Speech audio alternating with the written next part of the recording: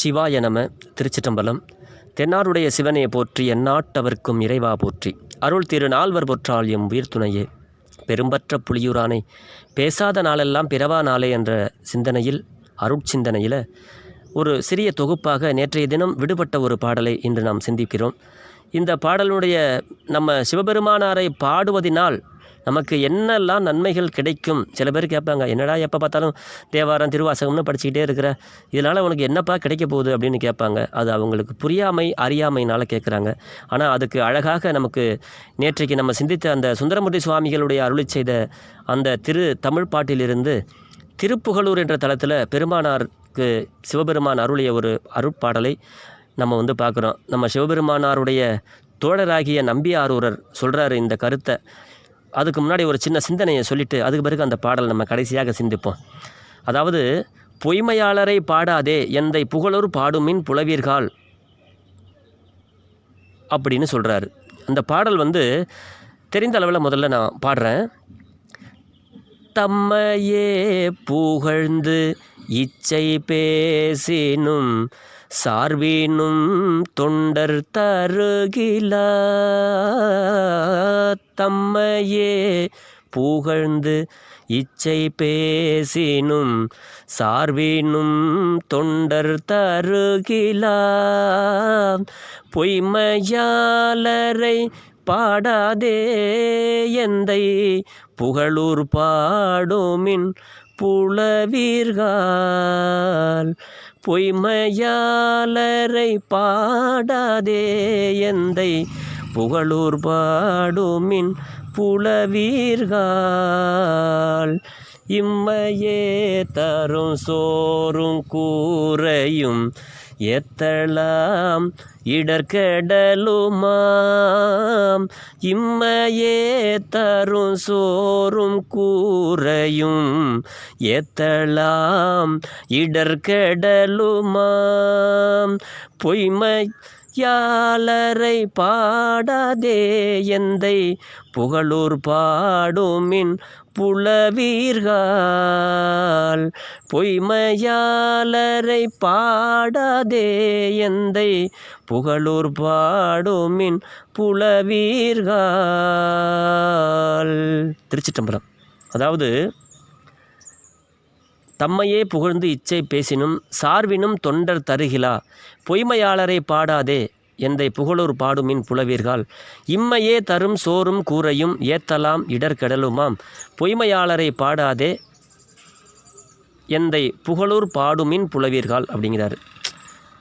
இந்த பாடல் பங்குனி உத்திர திருநாளில் நம்ம பறவை சுந்தரமூர்த்தி சுவாமியினுடைய முதல் மனைவி திருவாரூரில் வசிக்கிறாங்க இல்லையா, அவங்க பங்குனி உத்திர திருநாளில் பறவை நாச்சியார் எல்லாருக்கும் தான தர்மங்கள் எல்லாம் செய்வாங்க.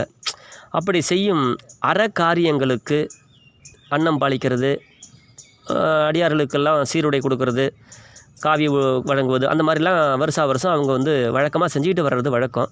அப்படி செஞ்சுக்கிட்டு இருக்கும்போது அந்த அறக்காரியங்களுக்கு பொருள் வேண்டி இருந்தமையால் இந்த ஆளுடைய நம்பிகள் நம்மளுடைய சுந்தரமூர்த்தி சுவாமிகள்கிட்ட சொல்கிறாங்க, இந்த மாதிரி நம்ம அடியார்களுக்கு அன்னம் பாலிக்கணும், அவங்களுக்கெல்லாம் சில நல்லதெல்லாம் செய்யணும், அதனால் நம்மள்கிட்ட காசு இல்லை, அதனால் நம்ம என்ன பண்ணுறது அப்படின்னு சொல்லி ஆளுடைய நம்பிகள் அவர்கிட்ட இந்த அம்மா சொல்கிறாங்க. அப்போ ஆளுடைய நம்பிகள் என்ன பண்ணுறாருன்னா, திருப்புகழூர் சென்று அங்கே இருக்கிற சிவபெருமானை வணங்கி வழிபட்டு கோயிலில் முற்றத்தில் என்ன பண்ணுறாரு, அங்கிருந்த செங்கக்கற்களை ஒரு தலவானையாக படுக்கிறாங்க.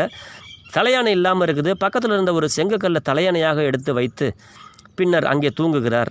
அதுக்கு முன்னாடியே அவர் சுவாமி, எனக்கு இந்த மாதிரி எனக்கு நல்லதெல்லாம் செய்யணும், அடியார்களுக்கு அன்னம் பாலிக்கணும், எல்லாருக்கும் அங்கவஸ்திரம்லாம் கொடுக்கணும், எனக்கு அதுக்கு பணம் இல்லை சாமி, நீ தான் கொடுக்கணும் அப்படின்னு ஒரு சின்ன வேண்டுதலாக வைத்து விட்டு அங்கே துயில்கிறார்.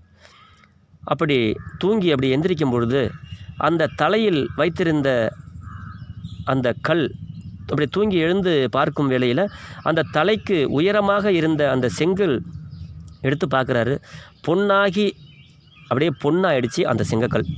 அப்படி பொன்னாகி இருந்த அந்த செங்கக்கல்லை கண்டு இறைவன் திருவருளை நினைந்து செந்தமிழ் திருப்பதிகத்தை பாடி அருளினார் நம்மளுடைய சுந்தரமூர்த்தி சுவாமிகள். பெருமானே, இப்படி என்னுடைய வேண்டுதலுக்கு செவிமடுத்து செங்கக்கல்லையும் பொன்னாக மாற்றிய இந்த திருப்பதிகம், இது இந்த திருப்புகழூரில் நடந்த ஒரு அதிசய திருப்பதிகம், அற்புத திருப்பதிகம் இந்த திருப்பதிகம். அப்படி பொன் வேண்டி பாடுகிறவர்கள் இந்த பதிகத்தை பாடினால்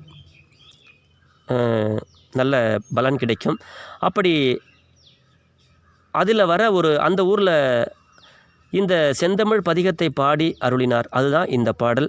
இந்த பாடல் தான் தம்மையே புகழ்ந்து இச்சை பேசினும். இந்த மானுடர்களை என்னதான் நம்ம புகழ்ந்து பேசினாலும் சார்வினும் தொண்டர் தருகிலாது.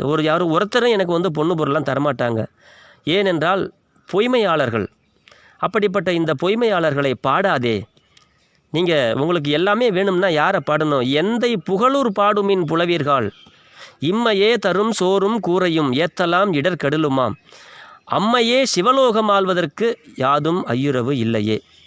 இந்த பாடலில் முதல்ல 3 வரியை தான் நான் சொன்னேன். இப்போ இந்த 4வது வரி இந்த பாடல் பாடணுன்னா இம்மைக்கு மற்றும் இல்லை, இம்மையே தரும் சோறும் கூரையும் ஏத்தலாம் இடர்கெடலுமாம் அம்மையே சிவலோகம் ஆள்வதற்கு யாதும் ஐயுறவு இல்லையேங்கிறார். இந்த பாடல்கள் இந்த பிறப்புக்கு நாம் வாழ்வதற்கு உண்டான அனைத்தையும் கொடுத்து, இதுக்கு பிறகு அடுத்து நமக்கு இருக்கின்ற பிறவிகளில் நமக்கு என்ன தேவையோ அதையும் சிவபெருமான் கொடுப்பார். நான் முன்பு பாடியதில் இந்த அம்மையே சிவலோகம் ஆள்வதற்கு யாதும் ஐயுறவு இல்லையே அப்படிங்கிற வரியை நான் விட்டுட்டு பாடினேன். அப்போ இந்த பதிகம் சிவலோகத்தில் போய் நம்ம தேவலோகத்தில் அந்த தேவ உலகத்தை ஆளுகின்ற அளவுக்கு பெருமான் நமக்கு அருள் செய்வார் அப்படிங்கிறது தான் இந்த பாடலுடைய பொருள். அதுதான் சொல்கிறாரு. இம்மையே தரும் சோறும் கூரையும் ஏத்தலாம். வீட்டில் வச்சு வணங்கலாமா அப்படின்னா வணங்கலாம்.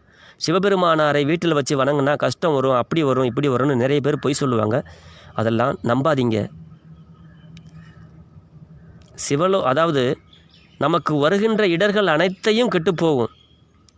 சிவலோகம் ஆள்வதற்கு யாதும் ஐயுறவு இல்லையே அப்படிங்கிறாரு.